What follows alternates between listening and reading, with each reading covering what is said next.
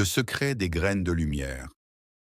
Un conte captivant où science oubliée et magie étoilée s'entrelacent pour raviver une terre maudite.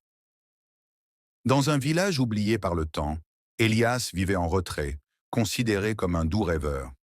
Des sécheresses répétées avaient transformé les champs en friches craquelées et les villageois survivaient péniblement. Chaque soir, Elias s'asseyait sous un chêne noueux et sans vie, murmurant des secrets aux étoiles comme s'il attendait une réponse. Les enfants riaient de lui, mais les anciens murmuraient qu'il avait hérité des grimoires interdits de son ancêtre, un alchimiste exilé. Un matin brûlant, alors que la terre cuisait sous un soleil impitoyable, Elias remarqua une fine fissure dans un ancien marbre, vestige d'un autel païen oublié. En le soulevant, il trouva l'impossible. Une minuscule pousse verte, vivante là où rien ne devait survivre. Le marbre, parcouru d'étranges veines, semblait concentrer la lumière du soleil en un seul point puissant. Pendant des semaines, Elias s'enferma dans une cabane délabrée, recouvrant les murs de symboles alchimiques et de calculs astronomiques. Il dessina des cercles concentriques, des angles reflétant la ceinture d'Orion et des schémas de lentilles en verre. Les villageois le croyaient fou, mais ils savaient qu'il avait redécouvert une vérité perdue, une science antique où la lumière, bien maîtrisée, pouvait ramener la vie.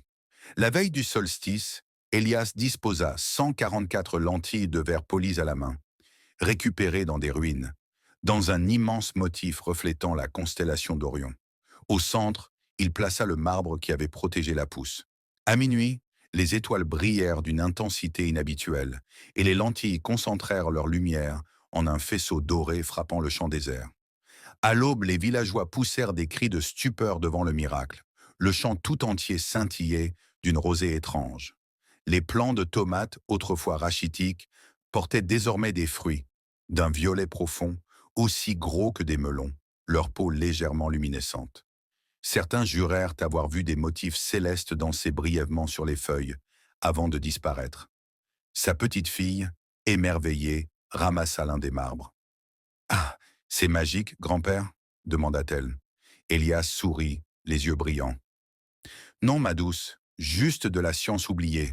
Nos ancêtres savaient que la lumière des étoiles porte l'énergie de la vie.